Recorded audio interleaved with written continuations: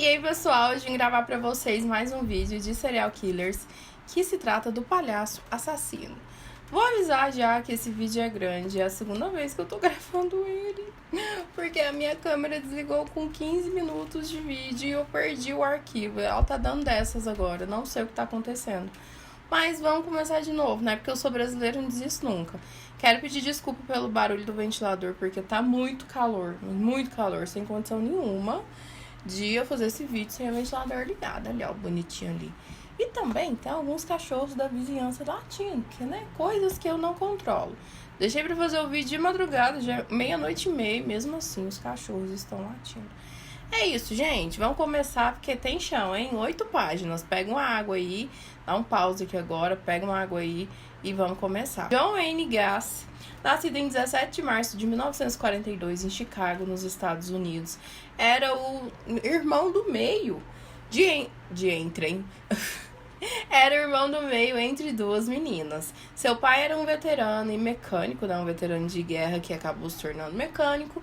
E a mãe do John era uma dona de casa. John descendia de poloneses e dinamarqueses. Os avós maternos ou paternos, deixa eu confirmar, que eram os avós maternos do John, imigraram da Polônia para os Estados Unidos quando a Polônia ainda fazia parte da Alemanha.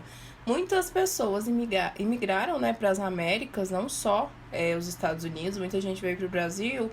Enfim, muitas pessoas imigraram para as Américas nessa época e os avós do John foram algumas dessas pessoas. John foi uma criança desajeitada, que não tinha muito tato com as coisas, era extremamente próximo da irmã e dos irmãos. Aliás, da irmã e dos irmãos, louca. Das irmãs e da mãe, mas mantinha um relacionamento muito difícil com o pai, que era uma pessoa extremamente violenta, um homem bêbado, né, alcoólatra, e que agredia não só a esposa, como também os filhos. Era notório quanto John se esforçava para conseguir a aprovação do pai, mas nada era o suficiente. As surras perduraram toda a infância dele, adolescência, e John contava que tinha uma forte lembrança do pai de uma surra que ele levou com um cabo de vassoura apenas porque ele bagunçou acidentalmente algumas peças de um carro que o pai dele estava montando ou desmontando o motor, não lembro muito bem. Mas ele tinha essa lembrança assim, muito nítida.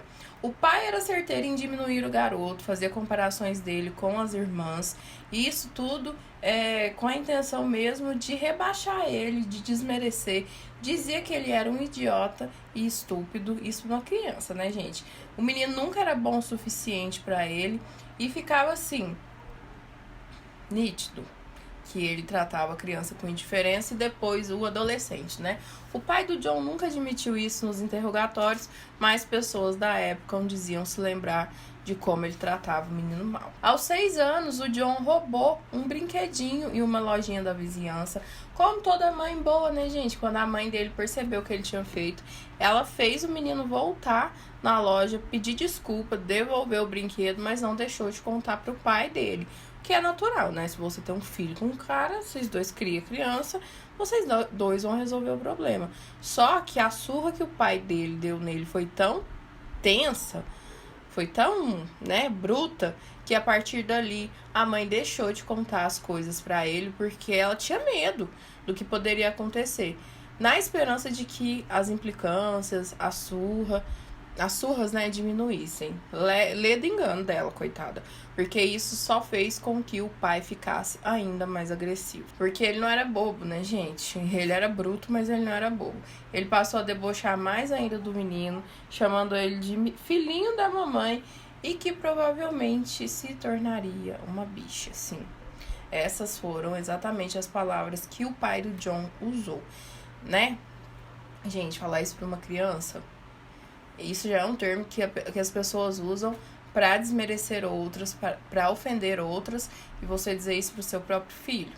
Mas, né, a mãe achou que estava protegendo o filho em não contar, mas só piorou a situação, porque o pai não era bobo e notava que ela não contava as coisas para ele, que estava protegendo a criança. No ano de 1949, o pai do John descobriu que o filho estava molestando uma menina mais nova junto com outro garoto. Ele bateu no John com o amolador de navalhas, que eu não sei o que é, nos filmes Parece ser um couro grande, mas não sei se é de fato isso. E naquele mesmo ano, o John foi abusado por um amigo da família que o levava para dar voltinhas de caminhonete. A essa altura do campeonato, John ficou com medo de contar para os pais o que tinha acontecido e novamente levar uma surra, né, e ser acusado. Então, ele não contou aquilo para ninguém, com medo de que fosse culpado por aquilo também. Como John tinha um problema no coração, ele não podia participar das atividades da escola, ele não podia fazer esporte, e com isso fez com que ele ficasse mais isolado dos outros meninos, sofresse bullying, porque ele tinha o trabalho de ajudar um inspetor a levar recados para os pais das crianças e trazer recados dos pais das crianças também para a escola, né? Então isso fez com que o John ficasse ainda mais isolado pelo fato dele não poder brincar, não poder participar das atividades ali e também de ajudar o inspetor. Ele acabou sofrendo bullying na escola. A partir da 4ª série, o John passou mais tempo no hospital do que na escola. E em casa, né, os amigos de John, a mãe de John, as irmãs de John acreditavam no problema dele. Ele teve uma apendicite. Foi por conta disso que ele ficou mais tempo no hospital. Ele teve uma apendicite. As notas dele na escola despencaram. E todo mundo acreditava que ele de fato estava doente, menos o pai dele. O pai dele não, né? O pai dele não acreditava que ele estava doente. A condição do John nunca foi... Como que eu falo? Esqueci a palavra. Deixa eu ler aqui, eu esqueci a palavra. A condição do John nunca foi oficialmente diagnosticada.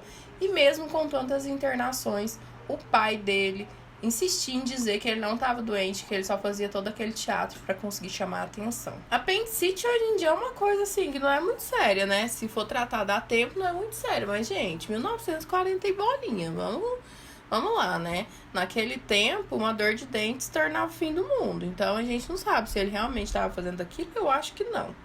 Que ele não estava fazendo aquilo para chamar a atenção, não. Era o pai que realmente tinha uma implicância gratuita aí com ele, né? E nem os amigos do John escapavam das investidas do pai. Ele não fazia cerimônia nenhuma para atacar o menino na frente de quem fosse. No ensino médio, um dos amigos dele, em 1957, disse que estava na casa dele e o pai dele levantou do nada e começou a gritar com o John, partiu para cima dele, virou uma confusão. A mãe do menino interviu, pulou na frente, mas nada adiantou.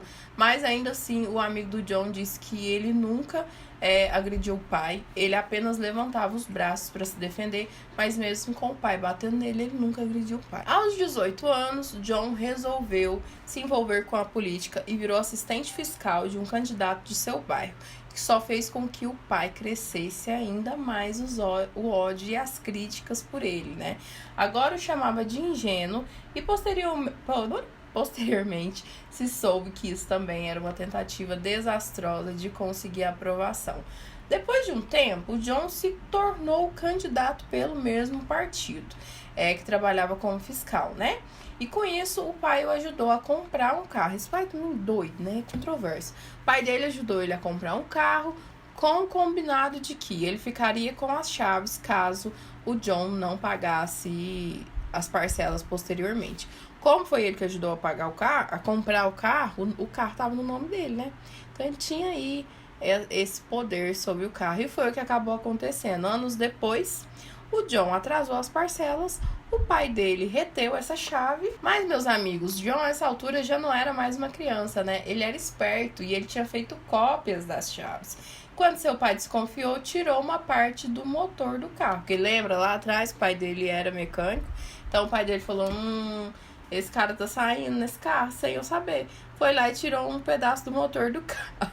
John disse que estava doente e exausto com toda aquela situação. E com isso o pai remontou o motor do carro. John pegou o carro, fugiu para Las Vegas e lá conseguiu um emprego em uma ambulância, né? Dirigia a ambulância. Trabalhou por um tempo assim, até que foi transferido para o necrotério de Palm, ficando lá por 3 meses e até voltando para sua cidade natal em Chicago. Ficando lá por 3 meses até ele voltar para sua cidade natal em Chicago. No tempo em que o John passou trabalhando no necrotério, ele dormia em uma cama que ficava atrás das salas do embalsamamento. Isso, gente. Ele dirigia a ambulância e dormia em uma cama que ficava atrás da sala do embalsamamento. Observava todo o trabalho, como ele era feito, como os órgãos eram extraídos e todo o processo final. Um certo dia se pegou deitado dentro de um caixão com o cadáver de um homem jovem. Sim, é isso mesmo que vocês estão imaginando. E se assustou quando notou que estava acariciando o corpo morto. E dali, meu povo, foi só ladeira abaixo, né? Protagonizaria momentos de necrofilia. Ai, gente, nem sei se eu posso estar falando esse nome aqui. Mas é isso aí, escapou. Protagonizaria até momentos íntimos com os corpos ali e... não sei nem o que dizer mais. Tem um tempo que eu escrevi esse roteiro, eu esqueci dessa parte. Ele justificava que, como não passavam de coisas mortas, ele não se sentia tão culpado assim, né? Mas a gente sabe que é complicado.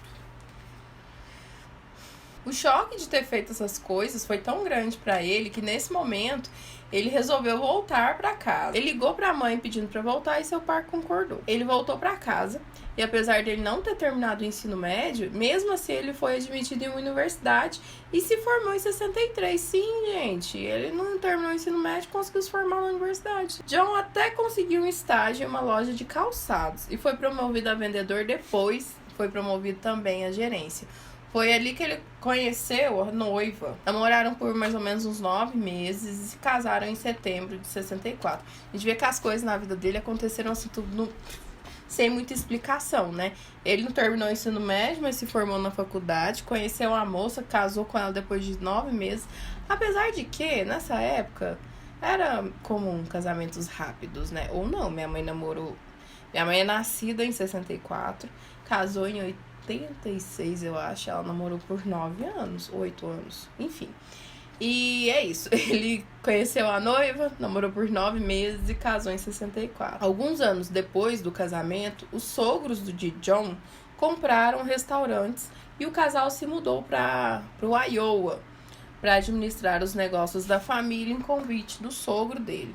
Junto a isso, John foi crescendo com seus trabalhos na organização cívica Jaycees e tornando um homem-chave. Essa organização, pelo que eu entendi, é um grupo dentro do Estado, uma instituição, né, de ajuda. Um tempo depois, ele acabou se tornando vice-presidente da instituição e um dos mais importantes homens dentro da organização do Estado. E isso, obviamente, que trouxe muito poder para ele, né, gente? John teve 2 filhos com a esposa, era respeitado na instituição de caridade, ao qual era vice-presidente, e dizia que nesse período de vida, sua vida estava perfeita. Claro, né? Poder, dinheiro, respeito, homem branco poderoso com dinheiro na comunidade. Por que a vida não vai estar perfeita, né? Porque ele conseguiu o que mais almejava, conseguiu finalmente a aprovação do pai. Seus pais chegaram a visitar ele na sua casa e o pai pediu desculpas por tudo que tinha feito. Mas os traumas e a mente perturbada de John não o deixaram viver em paz, né? O primeiro crime conhecido de John foi contra um garoto de apenas 15 anos, que era filho de um membro da organização Jaycees também. John atraiu o garoto prometendo que mostraria para ele filmes adultos e embebedou e abusou do menino.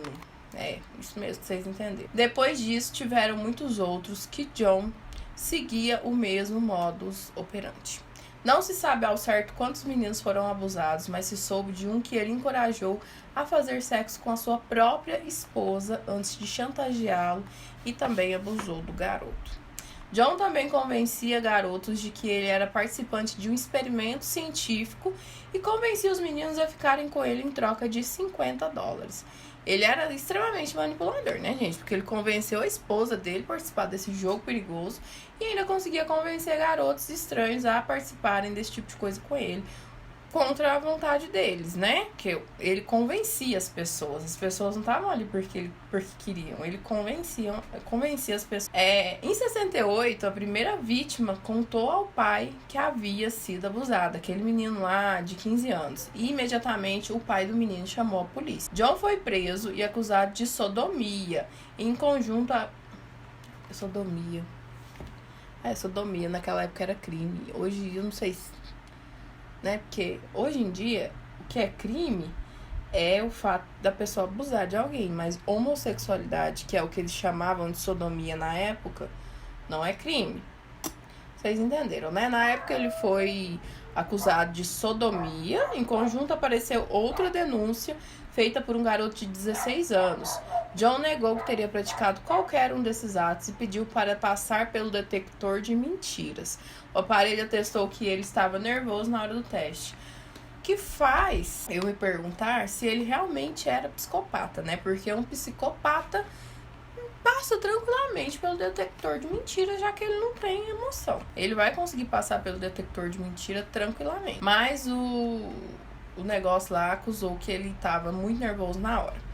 John continuou negando publicamente as acusações e chegou a afirmar que eram feitas por cunho político, já que o pai do menino, de 15 anos, havia se oposto à indicação dele para a presidência do Jaycees. Mas mesmo com o apoio de muitos colegas do Jaycees, o homem foi indiciado, no caso John, né? Mesmo tendo apoio de outras pessoas da organização, ele acabou sendo indiciado. Com medo dos resultados, John Com medo dos resultados, John convenceu um de seus empregados de apenas 18 anos a dar uma surra no primeiro garoto, na primeira vítima, né, em troca de $300. O combinado foi que ele batesse no menino e convencesse o menino a retirar as acusações. E foi isso que ele fez, gente. Ele surrou o menino gritando que ele não deveria testemunhar, mas por pura sorte, o menino conseguiu escapar e foi direto para a polícia, ele foi direto para a delegacia. Identificou seu agressor, que foi preso no dia seguinte, e confessou ter surrado o menino a mando de John. 12 dias depois, John foi submetido a exames psiquiátricos. E dois psiquiatras atestaram que ele sofria de transtorno de personalidade dissocial, que engloba a psicopatia e a sociopatia, mas eu ainda tenho as minhas dúvidas. Eu tô falando aqui, né? Vozes da minha cabeça, que eu ainda tenho as minhas dúvidas. Eu não sou psiquiatra, não sou psicóloga, sou nada. Sou uma... Ai, como fala, gente? Não é entendedora. Qual que é a palavra? Eu esqueci a palavra que eu tinha que usar. Entusiasta. Sou apenas uma entusiasta do assunto e eu acho que ele não era psicopata por ele ter sentimentos de estar nervoso na hora do detector de mentira. Eu acho, na minha opinião leiga, vozes da minha cabeça, de que tudo isso aí que aconteceu, né, que ele virou essa coisa horrenda, isso aí foi culpa dos abusos que ele sofreu do pai, eu acho. Os psiquiatras atestaram que ele era mentalmente capaz de ir a julgamento, no entanto, não teria benefício nenhum tratamento, já que a psicopatia não é uma doença e muito menos tem cura. Então, eles disseram que ele tinha, sim, um transtorno de personalidade dissocial, mas que ele sabia do que estava fazendo e que tratamento, no caso dele, não adiantaria de nada. John tinha advogados espertos e, seguindo o conselho deles, admitiu ser culpado por sodomia, ou seja, ele admitiu ser culpado, ele admitiu ser homossexual, mas não ter abusado das crianças. Ele não admitiu que abusou dos meninos. Sendo assim, ele foi condenado a 10 anos. No mesmo dia que John foi condenado, a esposa dele pediu o divórcio e a guarda total dos filhos, e nunca mais John teve notícias ou voltou a vê-los. Sim, a mulher sumiu, e com razão, né? Durante sua estadia na prisão, John se tornou um preso modelo, fez melhorias na penitenciária, se tornou chefe de cozinha e até conseguiu que os salários dos presos que trabalhavam na cadeia melhorassem. John teve 2 pedidos de condicional negados e não pôde ir nem ao velório do pai em 69. E aí, já confronta com aquela ideia minha de que eu achava que ele não era psicopata por ele ter sentimentos de estar nervoso na hora do detector de mentiras, né? Porque, segundo a doutora Beatriz, que é uma psiquiatra aí que eu sigo há muito tempo, que eu assisto muita coisa sobre ela, ela já disse que pessoas psicopatas dentro da cadeia se dão muito bem. Geralmente eles formam um exército, eles fazem melhorias e têm seguidores. Olha o tanto de coisa que ele conseguiu. Então, né, não sei se de fato ele não era psicopata. Quem sou eu para ir contra os 2 psiquiatras que atestaram isso? Somente em 1970 ele conseguiu a condicional. Apenas 18 meses após a sua prisão, Uma das condições era que ele voltasse para Chicago. Então vocês entenderam, né? Ele foi preso, ficou 18 meses preso, não conseguiu condicional, não conseguiu nem ir no velório do pai. Mas 18 meses depois, ele conseguiu uma condicional, com a condição de que ele voltasse para Chicago para morar com a sua mãe. E assim ele fez, mas disse a conhecidos que jamais voltaria a ser preso. John conseguiu um emprego de cozinheiro em um restaurante rapidamente, mas logo John foi acusado novamente de violentar um adolescente. Essa denúncia não foi para frente, já que o rapaz não compareceu para depor, e o estado do Iowa não soube dessa acusação. Sendo assim, em 71 se extinguiu a sua condicional. A gente tem que pensar, né? Em 71 não tinha a tecnologia que a gente tem hoje, então provavelmente muitas pessoas eram presas em um estado, fugia para outro e acabava conseguindo reerguer a sua vida normalmente. Como dissemos aí, né, o pai de John a essa altura já havia morrido, mas a mãe do John ajudou ele a comprar uma casa no condado de Cook. Acho que é Cook mesmo que fala. E ali foi o local perfeito para que ele cometesse seus assassinatos macabros. Até então, aparentemente, ele não tinha matado ninguém. Ele havia abusado de alguns garotos, mas não tinha matado ninguém. Após sua mudança de sua mãe para a casa nova, John ficou noivo novamente de uma moça que era divorciada e tinha 2 filhas pequenas. Nesse caso, e graças a Deus que ela tinha filhas e não filhos, porque parece que o problema dele realmente era com meninos e não com meninas. Até então, parece que ele nunca fez nada com nenhuma menina, ele se dava super bem com a mãe, com as irmãs, mas era isso, né?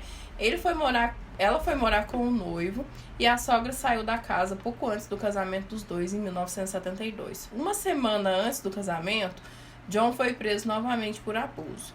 Essas denúncias não foram para frente, já que o jovem que o acusou tentou chantageá-lo e acabou perdendo ali a credibilidade, né? Ele tentou chantagear o John em troca de retirar as acusações. Após o casamento, John abriu o próprio negócio na construção civil e em 1973 viajou com um de seus jovens empregados para a Flórida, e ele tinha esse costume de contratar jovens garotos para trabalhar com ele. Ele abusou desse rapaz que não voltou com ele para Chicago. Em uma certa noite, quando estava no jardim, esse rapaz entrou e deu uma surra em John, mas foi impedido pela sogra dele. John usou a desculpa de que havia acontecido por conta de um pagamento, que os dois tinham se desentendido por conta de um pagamento, que era mentira, né? Os vizinhos o consideravam um homem sociável e prestativo. Ele fazia festas para a comunidade, se tornou politicamente ativo, oferecendo gratuitamente os seus serviços ao partido local. Como não, né? Como ele não faria isso? Ele já estava acostumado a ser assim. John foi tão bem sucedido na comunidade local que chegou a ser eleito o capitão de distrito e teve até foto com a primeira-dama Rosalind Carter em 1978. John conheceu um clube chamado Jolly Joker, que era um clube de palhaços. Esse clube tinha o intuito de se apresentar para arrecadar fundos e entreter voluntariamente crianças em hospitais. John se juntou a eles em 75 e criou alguns personagens próprios, como Pogo, o palhaço, e Patches, o palhaço. Ele mesmo fazia toda a sua caracterização sozinho, desde a fabricação das roupas até a maquiagem. Fez sucesso como palhaço mesmo sob o olhar atravessado de alguns palhaços profissionais da época, que achavam estranho o fato da maquiagem dele ter os cantos da boca pontiagudos e não arredondados, como era usual de fazer na época, né, para não assustar as crianças. John atuou como palhaço em hospitais para crianças e também em eventos políticos e de caridade. As pessoas contavam que ele ia até seu bar favorito vestido de palhaço, com a desculpa de que havia acabado de se apresentar em alguma instituição de caridade ou hospital e estava só de passagem para relaxar e ir para cá. John chegou a admitir para a atual esposa que também gostava de homens, após uma noite juntos, e disse a ela que aquela seria a última noite que eles passariam juntos. Ela disse que realmente foi a última noite e que passou a notar que John trazia regularmente adolescentes à garagem da casa deles. Ela encontrou conteúdo adulto, homossexual, e acabou pedindo o divórcio no ano seguinte. Então, o problema dele era com meninos e com meninos jovens, né? Não era só com homens, era com crianças. Em 72 mesmo, John fez sua primeira vítima de assassinato. Aí ele foi escalando, né? Foi para outro patamar. Ele pegou um rapaz de 16 anos no terminal de ônibus e trouxe para sua casa com a promessa de que ele poderia passar a noite e depois seguir viagem. Não ficou muito explicado se ele conhecia essa pessoa, se ele ofereceu carona para alguém aleatório, enfim, sei que ele levou esse menino para casa dele. John também ofereceu levar o rapaz de volta ao terminar a tempo de pegar o ônibus para Michigan. Deu a desculpa de que acordou de manhã e encontrou o garoto na porta do quarto dele com uma faca. Disse ainda que tentou levantar os braços em sinal de rendição, mas que o rapaz acidentalmente teria ferido o braço dele. John tinha até uma cicatriz no braço para justificar a história, que eu acho que é mentira. Acho não, tenho certeza que é mentira, né? O menino tentou se defender e acabou machucando ele. Ele alegou que tentou se defender e acabou batendo a cabeça do rapaz na parede. E o chutou depois que pegou a faca e esfaqueou na barriga. Sim, essa foi a forma que ele se defendeu. Contou que após matar o rapaz, foi até a cozinha e viu que o menino tinha colocado a mesa de café da manhã e que havia um bacon ainda sendo picado em cima da mesa. Ele acreditava que provavelmente o menino teria ido com a faca sem perceber até o quarto dele para acordá-lo, mas mesmo alegando que provavelmente teria se tratado de um mal-entendido, John enterrou o jovem no assoalho e depois concretou a cova.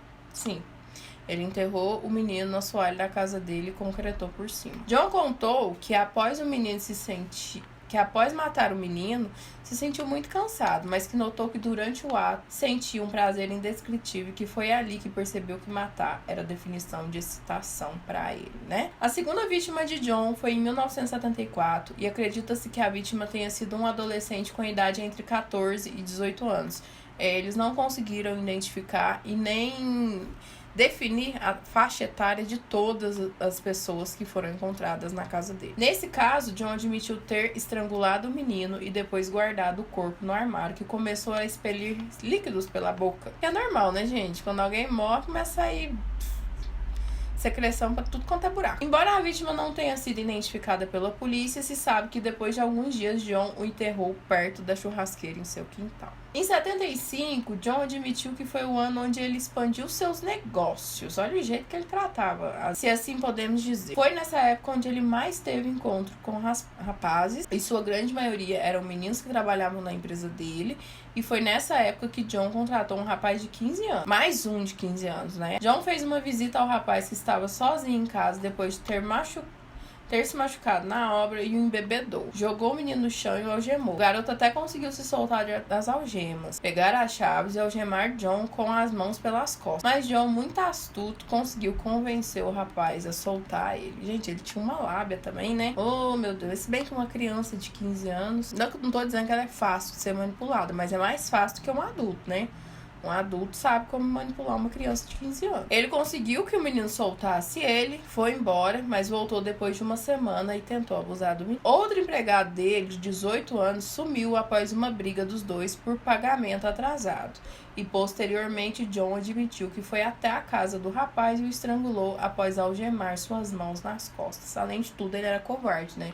Porque ele não dava possibilidade da vítima se defender. E esse menino, ele enterrou na garagem de casa enquanto a esposa viajava. Então, essa morte aconteceu enquanto ele ainda era casado. O modus operandi do John era esse: atrair a vítima, abusar e matar. E foi assim por mais de 3 anos, sempre meninos e sempre muito jovens. Em 75, mais um pedido de divórcio, que se concretizou em 76. A esposa de John pediu a separação depois de uma briga por dinheiro e os vizinhos dele notaram uma drástica mudança no comportamento da casa. Vizinhos relataram uma movimentação estranha, como barulhos de carro chegando ou saindo muito cedo e luzes pela casa em horários que não eram normais. Madrugada, provavelmente, né? E o homem sempre estava acompanhado de jovens rapazes. Eram ouvidos também gritos, choros vindo da casa, mas ninguém fazia nada, gente. Você escuta seu vizinho, todo dia tá com uma pessoa diferente, tem grito, tem choro e ninguém chama a polícia, né? Tal do estadunidense.